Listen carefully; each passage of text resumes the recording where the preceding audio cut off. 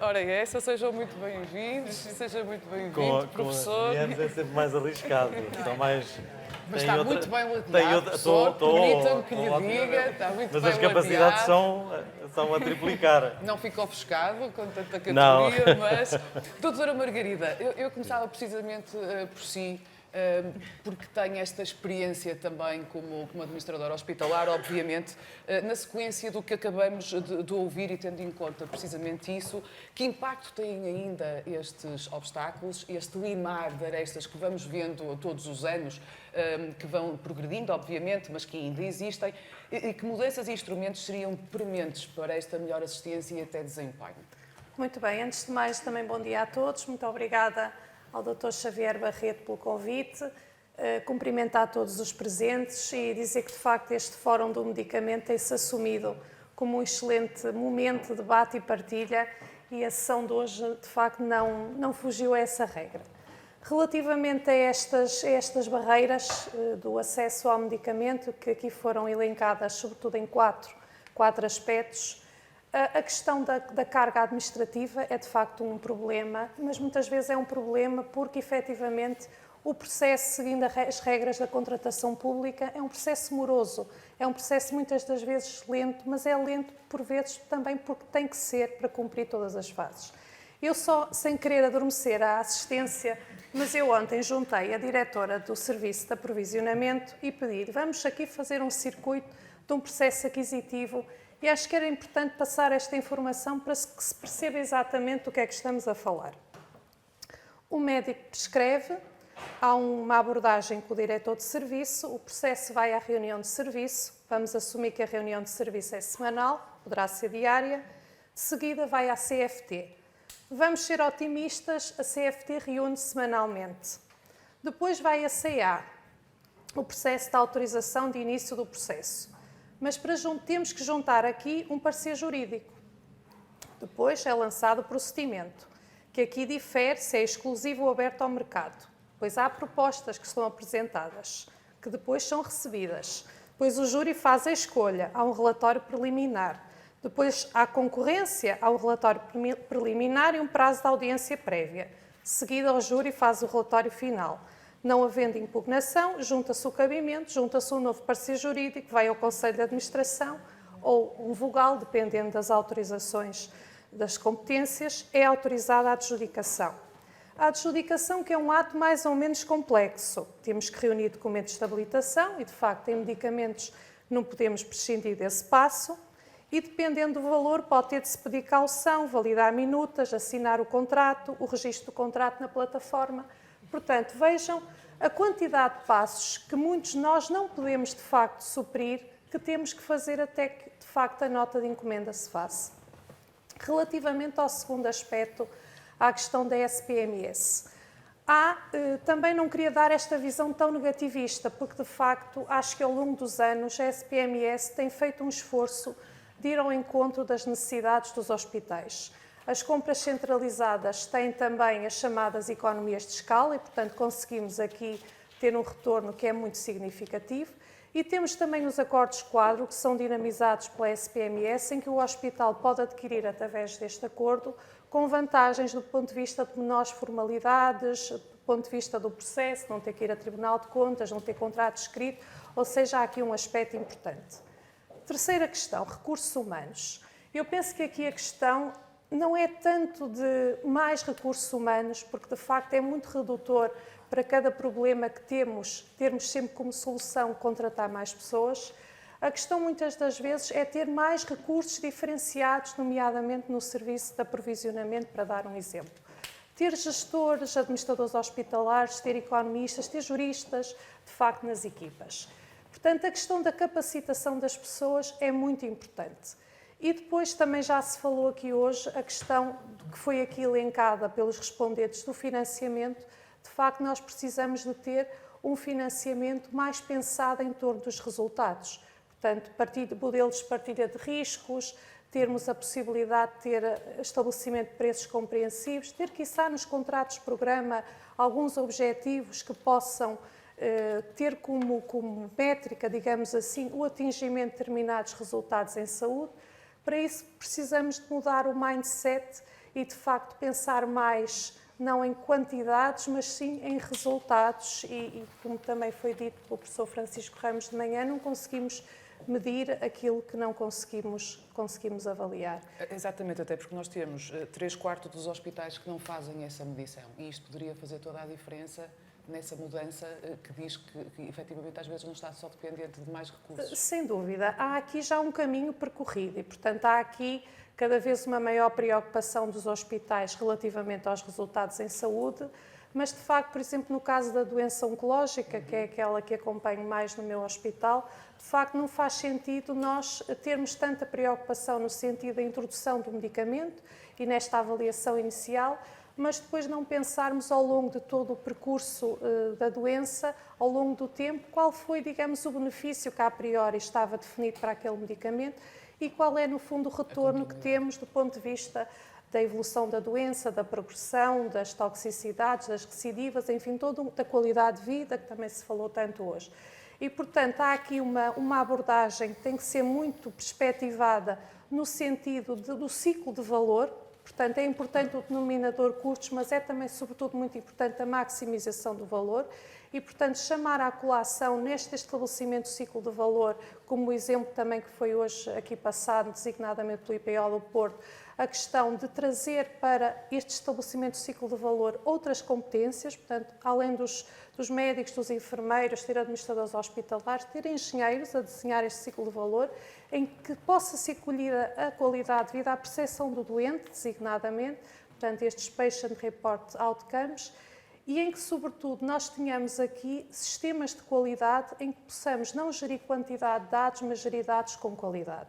E, de facto, este é que é o ponto principal, é termos sistemas de informação capazes em que sejam estabelecidas métricas comuns que permitam às instituições poder comparar-se umas com as outras, poder potenciar que os doentes possam fazer estas escolhas informadas e, de facto, possam ter acesso àquela instituição que melhor oferece os resultados em saúde e que haja, de facto, os recursos humanos estejam capacitados, nem sempre é necessário mais recursos. O que é importante, também como foi falado hoje na primeira sessão de manhã, é também muitas das vezes encontrarmos os recursos certos na organização para quem esta questão do valor seja, de facto, algo como um desafio para essa pessoa, para essa equipa.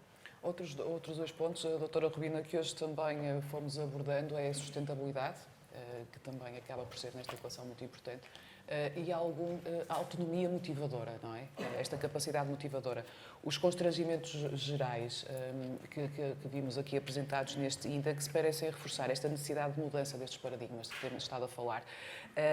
Será execuível, e deixe-me introduzir aqui um novo ponto com que se debatem na vossa realidade, nomeadamente mediante os modelos de organização de trabalho, dos recursos e até aquela desagregação dos sistemas de informação que ainda lidamos no nosso dia-a-dia, ou neste caso no vosso dia-a-dia.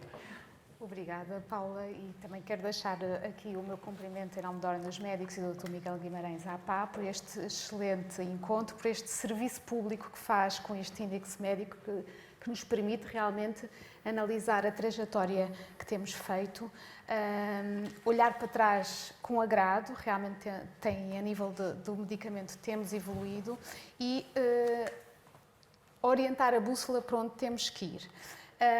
Paula fala-me realmente de um ponto muito importante que tem a ver com a fragmentação e que imbica um bocadinho com o que aqui esteve a falar a doutora Margarida, que tem a ver com os dados de qualidade e a fragmentação dos vários sistemas de informação, da transformação digital e saúde, da falta de interoperabilidade entre os vários sistemas, nomeadamente a nível do SNS e dos hospitais, muitas vezes são sistemas distintos, que não nos permitem ter uma análise. Do ponto de vista médico, o que nós sentimos muitas vezes, e que penso que também a nível dos farmacêuticos também, é o software não estar adequado à melhor experiência do utilizador, não está, do ponto de vista médico, não está organizado para que conseguimos ter a nossa estrutura de consulta médica facilitada com o nosso raciocínio. aí a inteligência artificial e os softwares de ajuda à decisão clínica poderão ajudar muito e também poderão ser uma grande ajuda para a decisão do medicamento e para todos estes processos que nós temos aqui a falar. Portanto, esta avaliação que temos estado aqui a ver, que será o caminho de custo-efetividade, de avaliação na vida real, portanto, dos medicamentos, na nossa população portuguesa, essa efetividade e eficácia é muito importante e poderá alterar o nosso pressuposto com determinado medicamento. Portanto, mas nós só conseguimos dar esse salto capacitando os profissionais que estão nos hospitais, e falo de todas as áreas, portanto, multidisciplinarmente, em termos de investigação dessa área, mas capacitando-os para conseguir retirar os dados ou o que faz falta para avaliar essa eficácia clínica. Porque realmente têm que ser desenhados para cada situação, para depois podermos ter essa verdadeira avaliação de eficácia que julgo eu que ainda estamos muito longe de atingir, e é um desejo, como vemos aqui nas conclusões, é um desejo das várias pessoas envolvidas. Ressalvo aqui que, em termos de comissão de farmácia terapêutica, portanto, que é com médicos e farmacêuticos, ressalvo que seria necessário empoderá-los e capacitá-los aqui nestes aspectos. Portanto, não podemos querer uma coisa e depois não haver nas próprias carreiras tempo definido para que façam o trabalho necessário para ir um bocadinho mais além do que aquilo que está legislado, não é? Este salto para a frente que é necessário dar para endereçar, avaliar realmente a eficácia na vida real e avaliar se os nossos investimentos tiveram um retorno e permitam a sustentabilidade do nosso sistema de saúde, não é? Porque toda esta avaliação é necessária. Também é necessário capacitar os profissionais e dotá-los de sistemas informáticos que permitam retirar os dados que, espremidos, consigam-nos dar o resultado que queremos ver. Que é a tal valorização que nós falávamos das várias peças do circuito, não é? Que quanto mais valorizadas, melhor funcionará o circuito, e que leva necessariamente depois também à motivação dos profissionais para esse valor e para a tal medição de resultados que aspiramos. Sem dúvida. Eu acho que quem trabalha em saúde tem por si, e todas as áreas, tem por si um sentido de missão. Porque, obviamente, hoje em dia é muito mais fácil trabalhar num spa, numa zona de turismo, numa agência bancária. Portanto, eu acho que todos os que trabalham na área da saúde sabem que é um trabalho árduo, é um trabalho com dedicação e é um trabalho de missão. Obviamente que são profissionais que se dedicam com outra forma, portanto, não têm só o valor monetário em seu benefício, têm também este sentido, são seres humanos com uma grande empatia para todas estas áreas e para a área que é do bem-estar e do sofrimento Portanto, eu acho que a motivação é fundamental nesta área mais que em todas as outras. Eu acho que está, a doutora Helena Catarino. Voltamos, no fundo, às valorizações e às condições também para essa valorização, não é? Sim. Eu aqui tenho que dizer que os recursos humanos são importantes e que... Também são, exatamente. Mas que realmente nós hoje, em termos de farmácia hospitalar, estamos com uma escassez muito grande de colegas. E esta escassez depois reflete-se também na própria valorização das pessoas, porque as pessoas, se não têm tempo, se não conseguem ir mais além. Por isso, a Ordem estar tão preocupada, e o Colégio de Farmácia Hospitalar, mas aqui a Ordem, porque é transversal a vários colégios, com a definição das competências. Isto é muito importante para, por exemplo, para a consulta farmacêutica e para outras práticas que o farmacêutico realiza nos hospitais.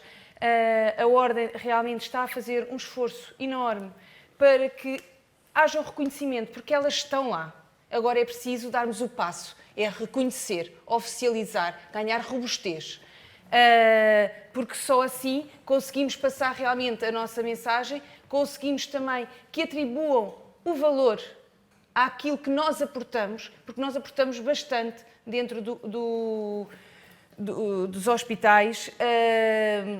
E não posso deixar de dizer que fiquei nos aprovisionamentos também o farmacêutico poderá dar um aporte importante, eu tinha que o dizer, porque realmente nós vemos que o farmacêutico estabelece pontes e porque se correlaciona realmente e dá, porque o medicamento está em todo lado no hospital. E realmente, sendo ele muitas vezes, claro que há cirurgia, tudo isto, mas está no processo de tratamento na nossa pessoa doente, está o medicamento, com um valor enorme, melhor do que ninguém. Os administradores hospitalares sabem o valor económico que têm que fazer acontecer para conseguir que ele apareça. E, portanto, é importante envolver o farmacêutico hospitalar em toda esta estrutura para que se consiga transmitir da melhor maneira a análise dos dados. Porque os dados não são só números, são mais do que isso. É a forma como nós olhamos para eles e como podemos tirar deles valor. E por isso, eu acho que realmente, neste caso, o farmacêutico hospitalar pode realmente contribuir bastante. E depois, como falávamos ainda há pouco, em relação às consultas farmacêuticas, eu fico triste, fico contente, mas fico triste quando vejo 27% que temos de consultas, e se calhar maioritariamente são tudo consultas em hospital-dia, ambulatório, portanto, e não na reconciliação, naquilo que podemos fazer ainda dentro dos próprios hospitais. E fico triste, não deixo de ficar triste, e fico triste também porque o que nós verificamos é que as rotinas são pesadas, temos pouco manancial para as executar e acabamos por morrer na praia porque se calhar é a consulta que passa para a frente e não é feita naquela semana, não é feita, é só feita no próximo, quando o doente voltar ao hospital, porque a rotina tem que lá estar, porque sem essa também nem vale a pena continuarmos, estamos a comprometê-la logo de início.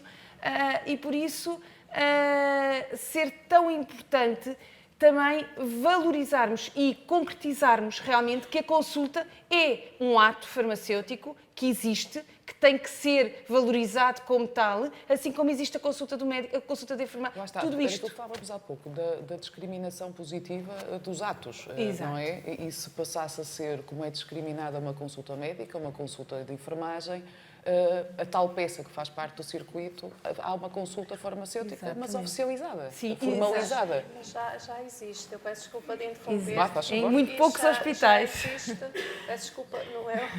Mas inicialmente, tanto quanto sei, houve um perfil, digamos, adaptado e neste momento já há um perfil específico, penso que foi concertado entre a Ordem dos Farmacêuticos e a SPMS e neste momento os hospitais já têm condições de criar formalmente essa consulta. Pronto. Era um dos avanços que a doutora Vanessa nos falava na primeira ronda de debate e que é um aspecto positivo, não é? A Ordem dos Farmacêuticos, a professora Helder, neste momento promoveu ainda há pouco exatamente uma apresentação da SPMS para todos os farmacêuticos, porque na realidade de hoje ainda muitos farmacêuticos não conseguirem escrever as suas notas no processo clínico e, portanto, o valor fica por aqui.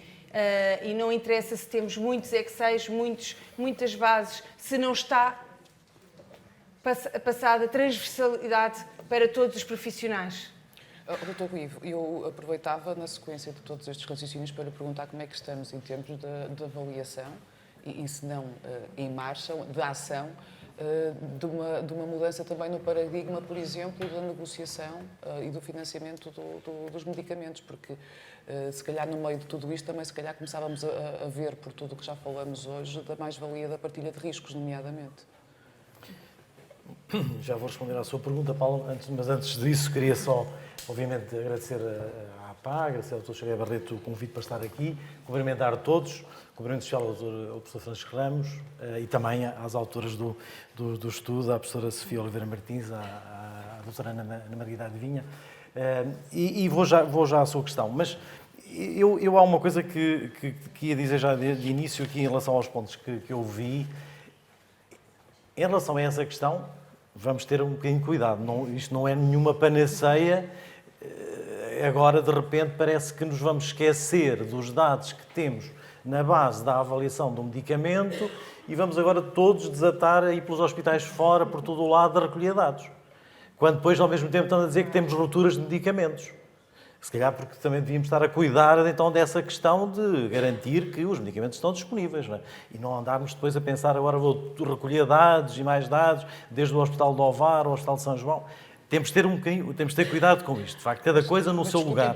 Mas se não temos esses dados, Não, se não temos temos essa esses dados motivação todos, para dar, temos os dados todos. Mas não os tratamos. Tratamos e temos que os tratar. Aliás, há pouco nisto... a doutora Rubina usou ali uma palavra que eu gostei muito de ouvir, que era a bússola. E, de facto, porquê é que eu estou a dizer isto com esta ênfase, Paula? É só porque eu penso que é muito importante que, de facto, pensemos realmente que tipo de necessidades nós temos, que tipo de soluções podemos desenvolver, mas em conjunto. Porque, quer dizer, nós não podemos almejar, e aliás vai contra até aquilo que acabou de se fazer em termos de governação, quer dizer, no momento em que se cria a Direção Executiva do Serviço Nacional de Saúde, quer dizer, então agora vou eu estar aqui a desenvolver que cada um dos 40 ou 52 hospitais, não sei agora juridicamente quantos é que são entidades, o número que tinha na minha cabeça andava à volta de 52 entidades jurídicas, mas o Xavier poderá depois confirmar. Não vamos querer que todos esses 52 entidades, ou 45, ou à volta disso, que elas todas estejam a desenvolver todas estas atividades. Não, temos é que encontrar fórmulas adequadas e temos, há pouco foram aqui mencionadas, já por todos os intervenientes, comissões de farmácia terapêutica, serviços farmacêuticos, temos profissionais de saúde todos. Portanto, eu penso que isso é que nós temos que trabalhar. E temos uma Comissão Nacional de Farmácia Terapêutica. Portanto, é aí que temos que trabalhar. E depois temos também que definir prioridades. Eu não posso estar a avaliar todos os medicamentos da mesma maneira. Tenho que dizer o que é importante e depois não posso esquecer mas o IFAP qual é o diz custo. o que é o importante. Então não digo. Então, há um relatório que está publicado no site que todas as pessoas que estão aqui podem ler e veem qual foi a mais-valia que nós identificámos nesse medicamento e tem depois um formulário nacional de medicamentos onde está posicionado o medicamento. Portanto, o hospital começa a trabalhar após esses dois momentos. Não tem que os repetir. Aliás, há pouco até não percebi bem ali aquela pergunta de dizer que havia um parecer individual para cada um dos medicamentos. Deus nos livre. Deus nos livre de termos a fazer repetições de tudo e mais alguma coisa. Seguramente que na Suécia não se faz isso, que na Dinamarca não se faz isso, que na Finlândia não se faz isso. Portanto, temos que nos concentrar naquilo que é necessário, olhar para o sistema, ia dizer sistémico, mas era um pleonasmo, para o sistema no seu conjunto. O que é que nós temos em Portugal? Está aqui o professor Francisco Ramos, as guidelines, e está aqui a Rosário, que estava no Inferno nessa altura, em 1998. Aliás, há bocado estávamos os dois a autoflagelar-nos por dizer que escrevemos ali a definição de ruptura no Diário da República, que diz que é uma indisponibilidade potencial. Vejam só como é que nós somos tão magnânimos na definição. Potencial, uma coisa que ainda não aconteceu, nós já chamamos de ruptura. E depois os jornalistas gostam de coisas que ocupem a primeira página, vão logo atrás dessa definição. Mas o que eu estou a querer dizer? Nós temos um sistema de inovação de tecnologia de saúde que é dos mais robustos da Europa. Eu não tenho nenhum pudor em dizer isso. E por isso é que estava a dizer que o professor Reis Ramos aprovou as primeiras guidelines farmacoeconómicas. A Rosário estava no Infarme nessa altura, lembra-se bem disso. E desde então temos vindo a aperfeiçoar. Portanto, temos essa base, que é uma base sólida, com certeza que devemos melhorá-la e reforçá-la. Se tivéssemos até mais recursos, também o conseguiríamos fazer. Não vou estar agora aqui também a carpir-me sobre isso. Sei que os não tenho, mas não vou dizer necessariamente isso. Temos essa base. Avançámos muito na Comissão Nacional de Farmácia Terapêutica, que foi um outro passo que é muito importante para termos mais elementos para os farmacêuticos, os médicos, todos os profissionais que trabalham no hospital em conjunto e de forma mais vinculada. A partir daí, agora devemos pensar como é que nós vamos trabalhar nestas vertentes. De facto, avaliar a efetividade dos medicamentos em contexto viral é essencial, é muito importante, mas tem que ser feito com muito rigor. E atenção, e isto eu tenho que dizer, não é para esquecermos que os custos são elevados. Não pode, por isso é que eu dizia, não pode ser um sofisma, não pode ser um sofisma. Agora dizer, agora o custo não interessa nada, porque afinal nós agora vamos esperar que daqui a 4 ou 5 anos ou 20 saibamos se afinal... Não, então nessa altura tem que dizer, ok, como eu não sei então se afinal é tão importante, então propõe-me um preço que é um décimo do preço que nos aparece e depois vamos então ver se conseguimos subi-lo um bocadinho à medida que a evidência vai aparecer. Temos que ser muito cuidadosos com isto. Não podemos desviar-nos dos focos. E eu volto a dizer, eu não posso pensar que quando falamos de rupturas, que é uma coisa que de facto me transtorna bastante, estarmos a passar esta imagem enfim, quase, e não vou comparar com nenhum outro continente, quando afinal o sistema tem profissionais de saúde. É porque às vezes a imagem que passamos lá para fora, quer dizer, eu estou a ouvir falar de reconciliação terapêutica, medição da efetividade, consultas farmacêuticas. Então, E a base do sistema, preparar uma pomada de ácido salicílico, ter os medicamentos, quem é que faz isso? É um robô que eu vou contratar? É um Infarmed que vai criar um departamento de distribuição de medicamentos? Não é, de certeza absoluta. Portanto, atenção às questões básicas. E, portanto, nós temos profissionais no sistema. A nossa primeira responsabilidade é resolver os problemas. Claro que está aqui a indústria farmacêutica, que tem uma responsabilidade grande, e se não Pois, a cumprir, e eu já provavelmente... vou à indústria farmacêutica porque o professor vem lançado com as capas dos jornais e não me permite pôr aqui um bocadinho... Vem, acho muito bem, Paula, não, mas temos que pôr as coisas assim, porque, repare, tudo isto é muito importante, mas se tivermos só a identificar estas coisas, porque rupturas diárias, o que é isso, uma ruptura diária? Não sei o que está no Eu não plano. sei o que é. Pronto, Eu não consigo saber o que é uma ruptura diária. Então, e semanal não foi diária? E mensal não foi diária? Tenham paciência, não podemos estar sempre nestas coisas. O professor falou em 87% das unidades de saúde têm dificuldades. E 87% têm farmacêuticos, e têm administradores, e têm médicos, e têm enfermeiros, e têm outros profissionais, não é? Que não estão lá a olhar para o ar só para ver a capa do jornal. Estão lá para trabalhar, como eu. Então, mas às vezes as capas dos jornais dão-nos assim, a juntar ao rigor, dão-nos assim premência, se me permite. Portanto, o que eu estou aqui, deixe-me só sistematizar um bocadinho a minha mensagem. De facto, estas questões que estamos a discutir são muito importantes, mas devemos fazê-lo de forma integrada, de forma a que não descuremos ou não, digamos, esqueçamos aquilo que já fizemos e de onde é que podemos partir. Por isso é que eu gostei da referência à bússola que a doutora Urbina referiu, porque, de facto, nós não estamos a partir do zero. E construiu-se muita coisa. E agora que estamos a ter até um contexto de governação que é diferente, e vamos ter uma estrutura que vai procurar isto que a doutora Midornelas referiu e que, de facto... Vamos ter. Vou-lhe fazer uma pausa. Sim, porque nós temos que obviar aqueles procedimentos, não é? Não podemos estar a repetir por todo o país inteiro... Já devolver a palavra. Estas coisas precisamente porque se está a focar tanto na base, mas eu quero também provocá-lo com as entropias. Deixe-me só perguntar à doutora Rosário Trindade. A indústria tem assumido, por exemplo, que apenas metade das novas moléculas entram em Portugal. Que há redundâncias no processo de aprovação e alguns que não serão poucos os braços de ferro na negociação de preços. O professor põe aqui um alerta... O braço de ferro e a duração. Também. O professor põe aqui um alerta legítimo por parte da autoridade do medicamento em relação aos riscos da própria partilha de riscos, para não perdermos o foco. Mas também não estamos... Dos preços elevados, Paula, dos preços elevados. Certíssimo. Dos preços elevados e dos medicamentos que chegam com preço elevadíssimo. Há pouco foi citado ali o estudo da Oslo Medicines Initiative, que eu participei. O custo dos medicamentos é um problema sério que nós temos para enfrentar. E que põe em causa a sustentabilidade do sistema. E não podemos resolvê-lo varrendo para debaixo da carpete, não é? Que é uma coisa que eu também não quero que faça nas que é o que podemos correr o risco se pomos a efetividade como uma espécie de panaceia ou de sofisma e que nos esquecemos do... Por isso é que eu estou a insistir muito. Não nos podemos esquecer do resto. Portanto, eu não posso dizer, não, agora vem a qualquer preço, porque eu agora fico aqui à espera 2 ou 3 anos, ou 4 ou 5, à espera. E depois tenho 2 doentes no hospital e vou olhar para esses resultados. O que é que isso quer dizer, 2 doentes que tive no hospital, de um dos hospitais da região centro? Ou da região do Alentejo? Tem a ver com o tal Focus que falava. Doutora Rosário. Passo-lhe a palavra. Sim, porque já são muitas bolas no ar. Eu apelo ao seu poder de organização, quero um papel... ter trazido um caderninho, para tirar Eu trouxe aqui, mas não olha para elas, ó Rosário.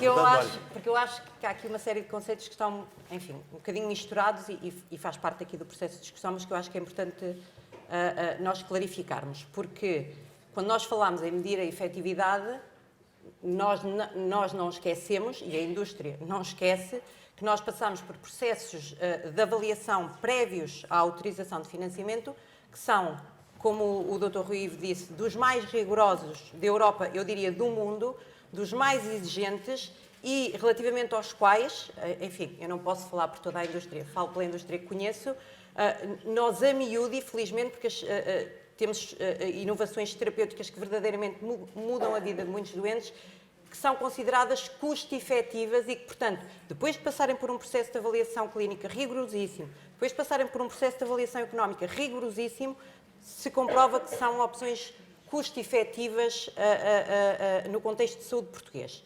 Que ainda por cima é apenas o do SNS, porque as autoridades de saúde preferem não olhar para a perspectiva social.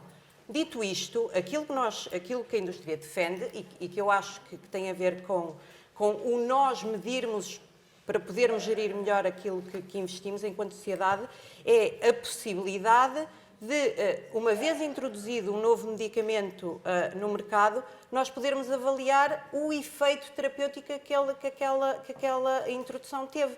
Isto só precisa que os sistemas de informação que existem, centenas, espalhados pelas instituições de saúde, pelos registros, enfim, pelas apps, agora há apps por todo lado que permitem recolher este tipo de evidência, possam de facto comunicar entre si e informar decisões. E informar decisões no momento em que se financiam novos medicamentos, porque se conhece a experiência das decisões que foram tomadas, quer em processos subsequentes de reavaliação da efetividade dos medicamentos que já foram financiados. Dito isto, aquilo que nós também propomos enquanto indústria, e em particular enquanto esta indústria, é que em situações muito específicas em que o modelo geral de financiamento de medicamentos não é suscetível de ser utilizado, em patologias raras, medicamentos órfãos, nichos em que as necessidades médicas são imensas, em que se está a fazer a diferença, mas em que ainda não é possível cumprir com os padrões normais de avaliação, que possam de facto usar-se estes mecanismos de partilha de risco, que na verdade o que fazem é retirar o ónus do Serviço Nacional de Saúde sobre as falhas terapêuticas, com toda a disponibilidade para a posteriori olhar para os resultados e fazer os ajustamentos que forem necessários. Portanto, a mim custa-me, enquanto indivíduo, enquanto membro de uma sociedade que toma todos os dias, ou que todos os dias paga acesso a cuidados de saúde, custa-me que não seja possível equacionar este tipo de soluções e que ao mesmo tempo se eternizem, como disse o Dr. Rui Ivo, braços de ferro que mais uma vez são subsequentes a avaliações de efetividade clínica e de valor económico. E, portanto, a indústria ainda não falou uma única vez de preços. Mas vai falar. Já lá chego. Mas a questão é que os preços que nós propomos para financiamento... Estamos quase já a usar aquelas capacidades agora especiais, a planar sobre as coisas. Sim, mas não entrem agora diretamente em frente a frente quando eu tenho um painel de 5 pessoas, não é? No âmbito e validados, quer no âmbito da avaliação clínica, quer no âmbito da avaliação económica. E ainda assim a indústria tem feito e tem colaborado ativamente na procura de soluções que permitam acesso a estes medicamentos. O acordo da indústria com o Estado é outro ponto que também às vezes focamos e que já permitiu algumas poupanças, e isso é assumido. Mas há um aviso sério à navegação que foi dado no final de outubro, tendo em conta que as negociações com a indústria começaram ou vão começar ainda este mês, dado pelo próprio Ministro da Saúde. E deu aquele exemplo, por exemplo, até se pode subir o preço de alguns medicamentos para evitar a descontinuidade.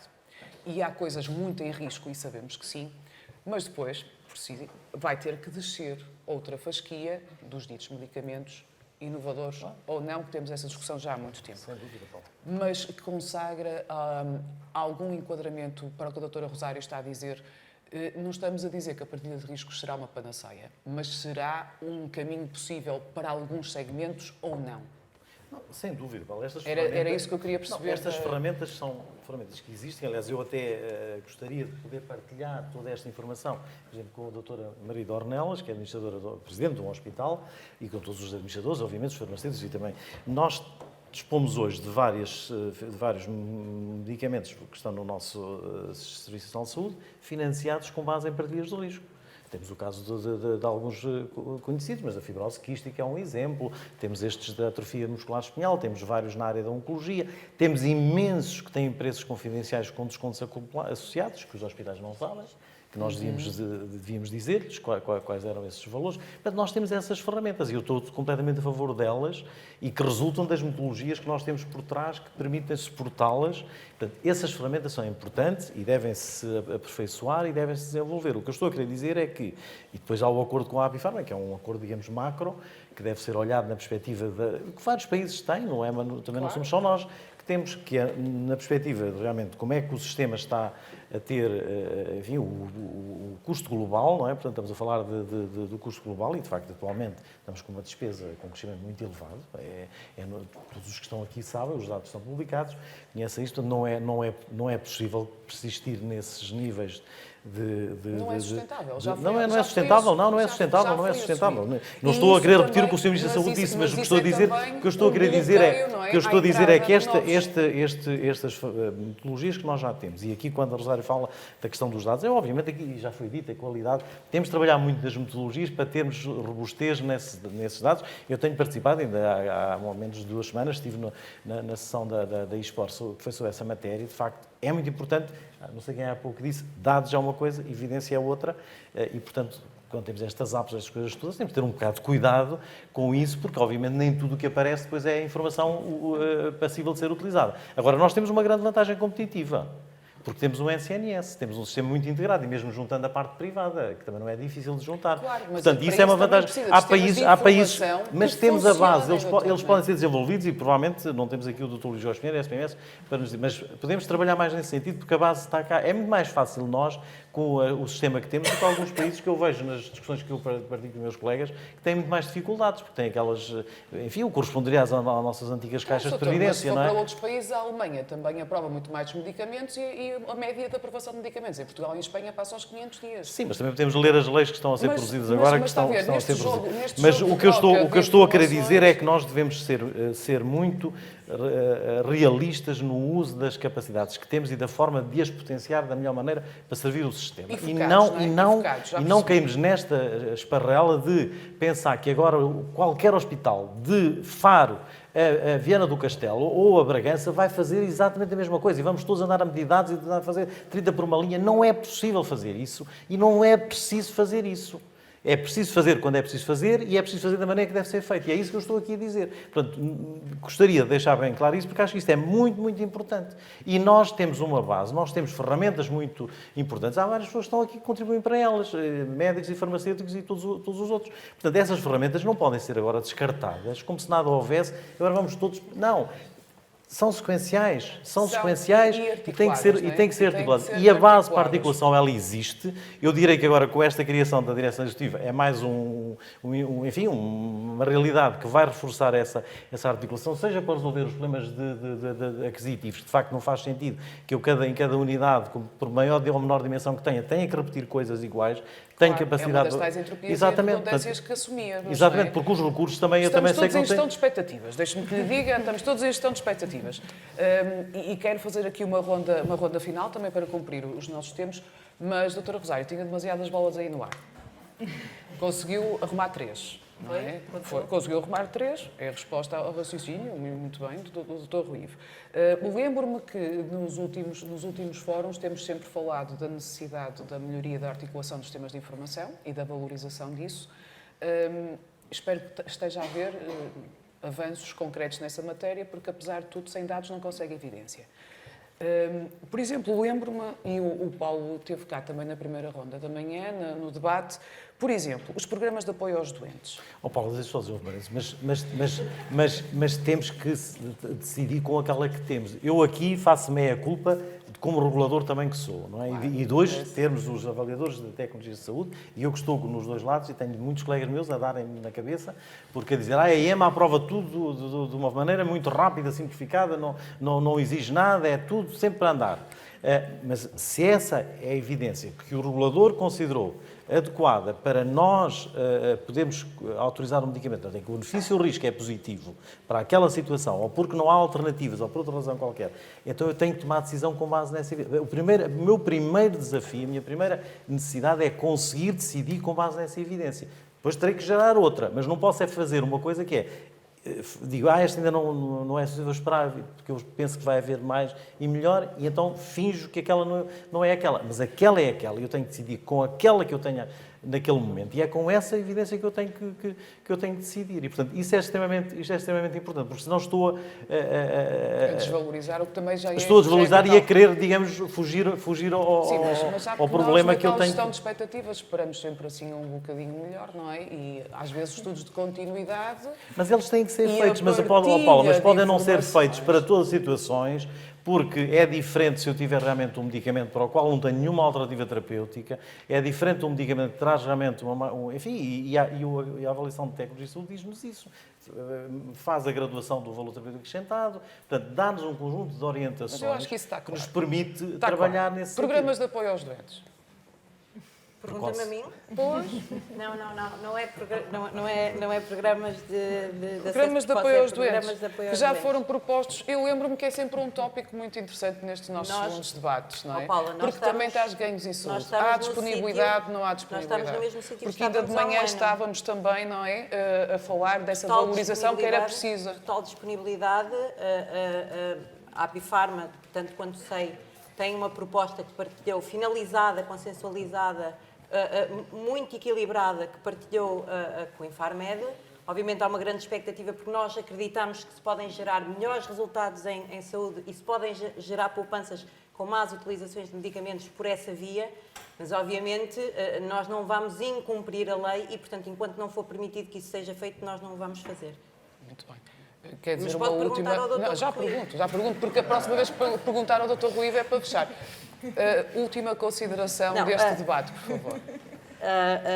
Eu gostava, enfim, de reafirmar, eu digo isto todos os anos e já começa a ser um clichê, mas há de facto uma vontade, nós sabemos obviamente, porque somos, para além de parte interessada, somos cidadãos e pagamos impostos e temos que garantir um sistema sustentável para nós, mas enfim, pelo menos equitativo. para os meus filhos, depois para além disso, enfim, podemos discutir, mas pelo menos para a próxima geração, esse sistema equitativo e, portanto, nós estamos totalmente disponíveis para colaborar nas soluções. É muito difícil, no momento atual, até desenvolvimento científico, nós pensarmos que one size fits all vai resolver o problema. Não vai. Nós acreditamos que tem que haver uma revisão do sistema atual, nós temos que perceber onde é que gastamos o dinheiro para tomar decisões sobre se queremos continuar a manter estes padrões de consumo, se precisamos de os alterar, mas ao mesmo tempo temos que pensar nestes modelos personalizados, tal como a própria inovação terapêutica é, de acesso, de avaliação, de feedback, porque de outra maneira aquilo com que nós nos vamos confrontar, e era um bocadinho, enfim, pegando naquilo que eu disse há um ano atrás, nós não queremos não ser europeus naquilo que diz respeito aos direitos de acesso à saúde e ao bem-estar e, portanto, nós temos que estar preparados para trabalhar em rede, em parceria, mas disponíveis para encontrar estes caminhos que não são alternativos nem são bypasses ao sistema, mas que permitem transformar o sistema num sistema mais compreensivo e mais equitativo. E, portanto, é Dr. esse o Rui, vê desejo. aqui uma hipótese de medicina. Uma pergunta para a Renato. Sim, Paulo, até porque esta parte eu levantei uma parte que interessa particularmente à plataforma de saúde em diálogo, não é? Já agora, só uma nota que os farmacêuticos hospitalares receberam uma prenda do lado das associações doentes na nossa proposta para a medicação em proximidade. Nós demonstramos, olhando para o processo todo, demonstramos como é que se podia poupar cerca de 20% no trajeto todo entre a encomenda do medicamento e a chegada à casa dos doentes. Portanto, vão ter mais tempo, se for adotada essa metodologia, vão ter mais tempo para fazer consulta farmacêutica. Mas a pergunta era, em tudo isto que nós temos estado aqui a discutir, muitas das vezes nós esquecemos que os hospitais depois no final ficam a negociar hospital a hospital. Como é que nós conseguimos ganhos de escala com negociações hospital a hospital com a indústria? É impossível. Nós temos que ter escala a nível nacional. Isso acho que a doutora Essa Margarida há escala dada pelo bocadinho já falou e já lhe vou dar a oportunidade. Mas era o que eu estava a dizer. Enquanto representante dos doentes. Faz favor, então aproveite que é a altura ideal. Por favor, agradeço. Realmente estes debates são importantes também quando a assistência pode dizer alguma coisa. Eu fiquei perplexa com a descrição feita pela doutora Margarida Ornelas e gostava de perguntar quanto tempo medeia desde a prescrição do médico até o doente ter a medicação. Acho que no último fórum foram 17 dias, São- no último index. Posso A doutora Sim. 17 dias. A CFT, semanalmente, é uma inverdade. Mas eu, Porque, a maior parte das vezes, é uma vez por mês. O doente está à espera. Onde é que está aqui o respeito pelo doente? Onde é que está aqui o doente no centro do sistema? Digam, o doente não está, nunca esteve e não sei se alguma vez vai estar no centro do sistema. Não há respeito pelo doente. Nós temos que pôr providências cautelares às farmácias hospitalares porque negam o acesso do doente ao medicamento. Isto é um facto. Há hospitais onde isso acontece, tem toda a razão, e isso tem sido uma das denúncias, mas não se pode ver a parte pelo todo, não é? Até já homenageou vários farmacêuticos hospitalares publicamente nas nossas ruas. Mas há uma como aos conselhos, vai sempre o que sai. Lá está. Vocês vão ter, eu vou começar então pela doutora Margarida para as Sim. considerações finais Muito e bem. acabo consigo, está bem, professor? Porque já agora, Sim, literalmente, mas, as perguntas são mais em direcionadas. relação à questão que foi colocada, não queria de forma alguma dar essa nota, até porque ela não é verdadeira, no sentido que há de facto um acesso que é dificultado. E as edições anteriores vieram provar exatamente isso. O acesso à inovação, o acesso ao medicamento, estamos a falar de dias. Relativamente a este exemplo que dei, é um exemplo de um processo aquisitivo. Mas também devo dizer, por exemplo, na área oncológica, a maior parte das nossas compras são feitas através de compras centralizadas, as tais compras que são feitas centralmente pela SPMS. E, de facto, aqui há toda uma lógica diferente. Tem também o exemplo nos acordos quadro, muitos destes prazos são diferentes, são mais curtos e, portanto, não queria de forma alguma que se ficasse aqui patente que há aqui uma entropia, porque ela de facto não existe. Outro aspecto também, em nome da verdade, que eu gostaria de dizer, em relação às rupturas. A questão das rupturas, que tanto quanto percebi hoje está, ainda não vi as notícias, há aqui aspectos que são de facto demasiado empolados e que na verdade não são verdadeiros. A plataforma do Infarmed é uma plataforma ótima. Há uma antecipação das equipas relativamente ao problema que nos permite, em 80 e não sei quantos %, está nas respostas, solucionar os problemas de uma forma muito efetiva. Portanto, para ser muito breve e para que fique claro, a questão do acesso à inovação não é um problema. Há também um exercício que os hospitais têm que fazer de planeamento, e o Dr. Rui Santos Ivo falou há bocadinho. Por exemplo, relativamente, e nesta fase, que é um processo de um medicamento que já está aprovado pelo Infarmed, porquê fazer este procedimento prévio? 95% faz, mas eu queria assinalar aqui um ponto que eu acho muito importante, e até cruzando com a primeira edição deste índice. Na primeira edição, havia 23% dos respondentes que diziam que faziam o procedimento prévio, de facto, mas faziam-no antes de um pedido. E neste momento temos apenas uma entidade que faz, portanto, que o faz antes do pedido. Portanto, um procedimento prévio sem que haja pedido. Isto era o que deveria acontecer sempre, era o exercício de planeamento. Mas, de facto, as respostas que tivemos é que há um procedimento prévio, mas depois há, digamos assim, somos reativos. Os hospitais são reativos ao primeiro pedido ou pedido a pedido. Penso que foram essas as respostas. Só para finalizar, do ponto de vista da monitorização e da geração de evidência, há de facto aqui um caminho que já foi feito e nós temos que continuar a fazer esse caminho. Mas há plataformas também, que já falamos disso, penso que na primeira edição, não sei se na segunda, também não estão a ser, nomeadamente na área oncológica, devidamente utilizadas. O caso do registro oncológico, que é muito importante. Depois, relativamente à questão da sustentabilidade, de facto o preço dos medicamentos é um problema, é um desafio.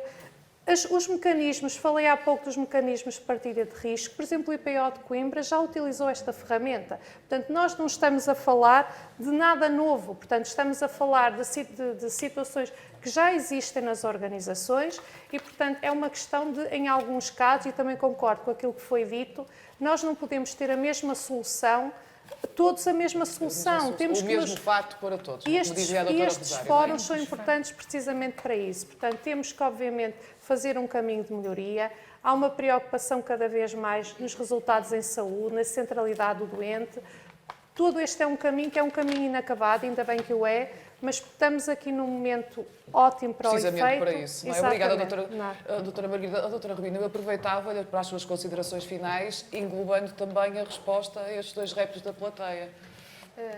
Em termos de considerações finais, eu não poderia deixar de dizer que seria muito importante juntar estes dados, juntar algumas sessões para todos os profissionais de saúde terem noção do limiar da acessibilidade das tecnologias de saúde, dos medicamentos, não é?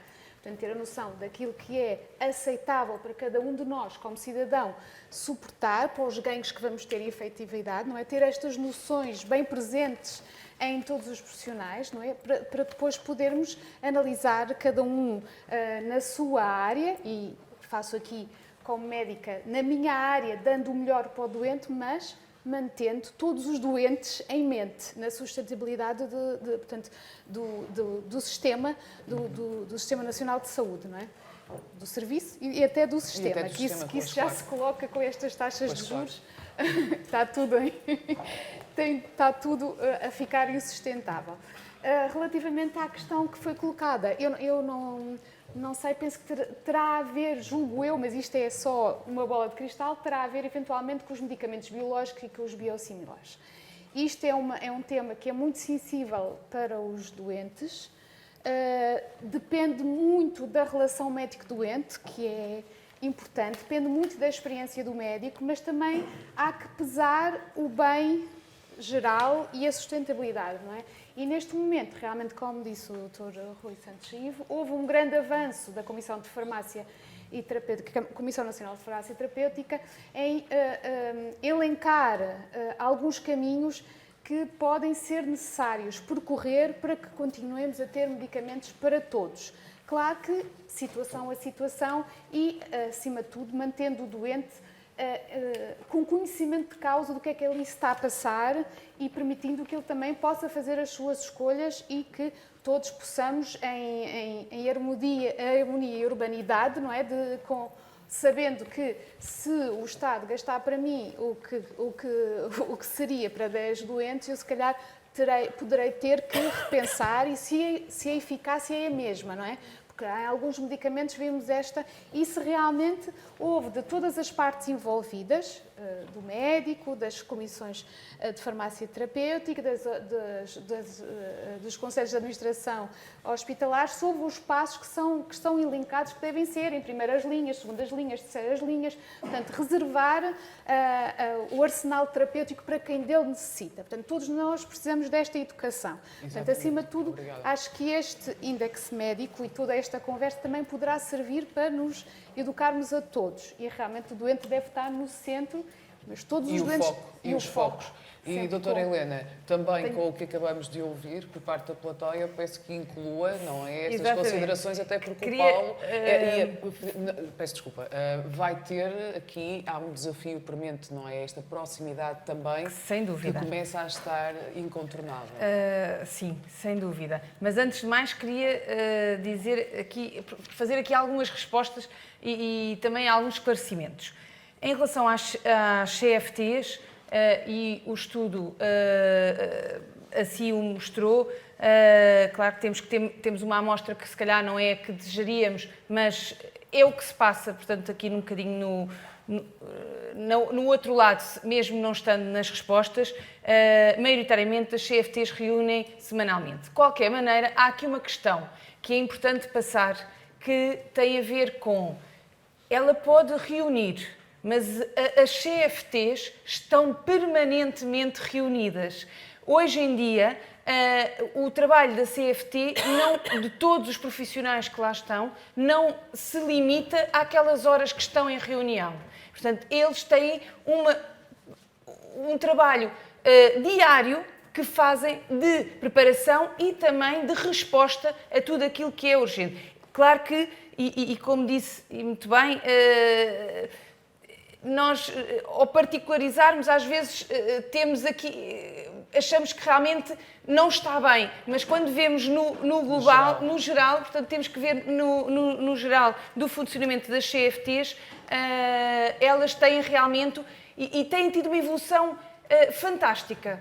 E aqui os sistemas de informação realmente têm sido muito Tenho que importante. te para ir direto ao ponto. Ponto. Já percebemos Vou que só, na análise fina haverá sempre casos e casos, é claro inevitável. que sim. Pronto, aqui em relação, e aqui um bocadinho... Aproveitando o momento. Aqui são duas questões. E porque é importante pensarmos que estamos todos, e o Infarmed trabalha muito com os farmacêuticos hospitalares, dá-nos muito suporte. Nas CFTs nacionais, realmente vem-nos dar aqui muito auxílio para, e naquela variabilidade dos hospitais grandes, pequenos, vem-nos realmente permitir aqui uma homogeneidade de todos praticarmos ou de tentarmos praticar as mesmas práticas. Sabemos que isso não é uma realidade, mas é o que tentamos, é esse o nosso caminho. Em relação às rupturas, também, eu vou tentar ser muito breve. Em relação às rupturas, é uma realidade. Não sei, estes números, quando se diz diário, também não sei explicar a forma como foi respondido. Apenas sei que é realmente uma realidade, mas a realidade, eu posso ter uma ruptura hoje, amanhã e depois e não a posso contabilizar como diária, não é? Realmente a articulação que tem sido feita entre os farmacêuticos hospitalares e o Infarmed e todas as bases na aprovação de AOEs, desta agilização, tem realmente surtido efeito no caso das rupturas. Às vezes não é tão fácil e às vezes vamos preparar mesmo as pomadinhas. Estamos lá, como eu disse, a coisa, e tem que ser, porque essa realmente é a nossa forma magistral. Nós somos o profissional ligado ao medicamento e não nos podemos esquecer disso. Finalmente, e não menos, o medicamento da proximidade. Em termos de ordem dos farmacêuticos, que eu aqui represento, há uma premissa que para nós é fundamental, é que o medicamento da proximidade não pode deixar que o doente, ao tê-lo, tenha menos cuidados neste processo. E, portanto, isso, a ordem, tudo fará e vai-se comprometer para que todos os farmacêuticos hospitalares e outros farmacêuticos que possam existir neste trajeto seja acompanhado sempre do mesmo rigor que hoje o tem. Pronto, nas farmácias hospitalares. E agora, só no finalzinho, mesmo no finalzinho, o desafio para o futuro. Um bocadinho daqui do nosso fórum, que realmente é em relação aos administradores hospitalares e também aos diretores de farmácia hospitalar, que é respondermos realmente a todas estas perguntas, porque se queremos consistência e conseguir estabelecer as melhores práticas, temos que realmente ter dados. E realmente, quando temos uma amostra abaixo dos 50%, ficamos um bocadinho com uma sensação amarga, porque... Mas motivadora para o próximo ano. Muito obrigada. Doutora Rosário, 30 segundos de consideração final para 1 minuto do Dr. Ivo. O Dr. Ivo conhece-me há muitos anos, eu agora ele, e só dizer que nós, enfim, volta e meia ficámos assim mais afogueados. Faz parte, mas até gostamos. Mas reconhecemos quer o trabalho que o Infarmed tem feito no robustecimento das avaliações clínicas e económicas, às vezes um bocadinho académicas, sobretudo as económicas, mas de qualquer forma nesse crescimento e e que para nós é muito importante, porque isso também nos ajuda a defender internamente os nossos casos. E nesta colaboração estreita que temos, neste diálogo, nesta abertura, nós dizemos às vezes coisas difíceis uns aos outros, mas eu acho que isto é parte do processo de criar estas soluções, de garantir que nos nossos espaços de tempo possíveis conseguimos disponibilizar os medicamentos, porque na verdade é para isso que estamos cá e, portanto, deixar essa nota positiva. Obrigada, professor. 1 minuto.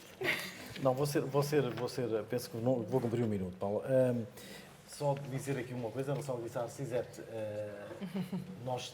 Arcisete, o doente está no centro do sistema, pelo menos na perspectiva do nosso trabalho. Aliás, Arcisete, deixe-me recordar aqui um momento de que há pouco... E pronto.